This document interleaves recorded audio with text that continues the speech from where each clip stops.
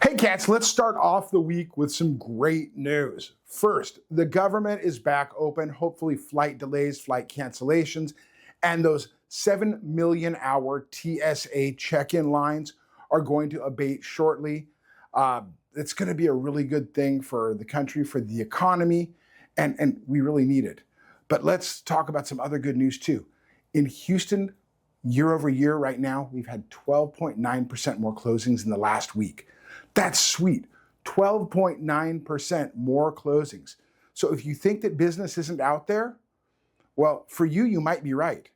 But if you think that the business is out there, all you have to do is go out and find it. I talked to a few folks this week who said that they don't pick up the phone. They don't make phone calls. How the heck are you going to grow your business if nobody knows that you're there? I'm going to share a story from one of my friends. He and another cat were in an elevator with this really, really tall dude.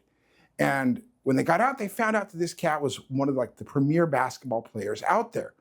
Here's the challenge. My buddy knew who this guy was. The other cat didn't. Now, if he doesn't know who one of the most famous basketball players is out there, how the heck do we expect people to know who we are? So we got to be smiling and dialing. We got to be marketing. We got to be working hard on that. Otherwise, the business isn't out there for us. So if you're not going out and actively prospecting for business, and that doesn't matter if you're a realtor, a loan officer, if you sell AT&T, whatever you're doing, you need to be putting in the work. Let's talk about the rest of the Houston market real quick. Listings are up 8.7%, but at the same time, pending listings are up 4.8%. The sad news is that off-market listings, these are the ones where people have got frustrated, decided to keep the house, whatever, those went up 12.2%. Closings, once again, up 12.9%, and showings are up 6.8%. That means that there are still interested and active buyers in the market. They're there, so go ahead, get you some. Let's talk about the economy now. Okay, first of all, you've heard me rail about Diane Olick in the past. Diane Olick has a fetish. Her fetish is a real estate crash. I believe that that is sort of the best thing in her life, and she is praying for it over and over again. She has warned of a 2008 style crash, I believe almost every single day since 2015. If she keeps doing this for 100 years, she may be right, but I'm not sure. She put out an article just the other day saying that foreclosures were up 20%. Oh my gosh, that's such a scary number, 20% more foreclosures. And if you go like 2/3 of the way down the article, what she said is that there's still about 1/3 of normal volume. And remember, we had a couple years where they couldn't have foreclosures during COVID and right after COVID. So they're still at a super low volume. Don't be worried about the foreclosure risk. Don't be worried about the people who keep screaming, the sky is falling, the sky is falling. You know what? Let them run around like Chicken Little. We know better. Everybody has on their minds right now, is the Fed going to give another rate cut in December? And at the October meeting, before Jerome Powell started speaking, the markets thought there was about a 95% chance of a rate cut at the December meeting. Now it's a coin toss, 50-50. Actually, 49% think there will be a rate cut. As a lot of the Fed governors, both voting and non-voting, have been speaking, they've been talking about the fact that they're still concerned about inflation, even though the most recent core CPI report, the Core Consumer Price Index report, has showed that prices are going down.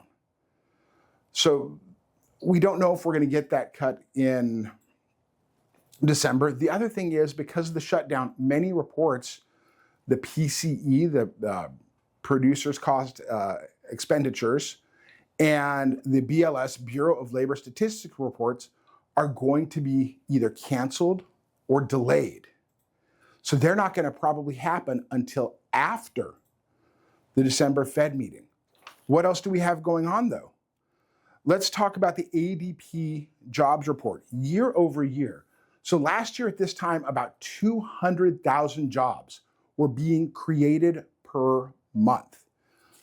Let me say that again. 200,000 jobs were being created per month. Now, if you take a look at the last 3-month average, according to this same report, only 3,333 jobs were created monthly. So if you take a look at that, that does not bode well for unemployment, especially when you take a look at all the big layoffs. I think Verizon just said that they're going to lay off 15,000 workers. This is after all of the layoffs that we had last month and early this month. So we see a weakening labor market. One of the Fed governors said, oh, unemployment will probably jump from 4.3 to 4.5%. You know, it's really nice to not worry about that when you've got a steady government paycheck and your bills are paid. But for most of us, we're going, man, 4.3 to 4.5, that's kind of a big jump. A lot of people are concerned about the job market. A lot of people are looking for jobs. A lot of people are wondering, hey man, is that my company next that's going to be cutting me? If you have a job right now, if you're self-employed right now, this is the time to get in. I mean, if you take a look, if the Fed does cut rates, or if rates go down to below 6% next year from 6.22, which is our current average, if the rates fall, you're going to save $80 a month on a median priced home. Are you really going to let $80 stand between you and your home? Are you going to let $80 stand between you renting every month and actually gaining equity? This is the thing, friends. When we're looking at these things and we're trying to time the market and we're trying to get just the right conditions, we're going to miss. It's sort of like catching a falling knife. I don't know about you, I like all 10 fingies. So I would rather get into the spot where I can be successful long-term than miss the boat again. If you guys have any questions, this is Rich with Habayit Home Loans. Thank you guys so much for taking the time watching. I really hope that we can help you next week.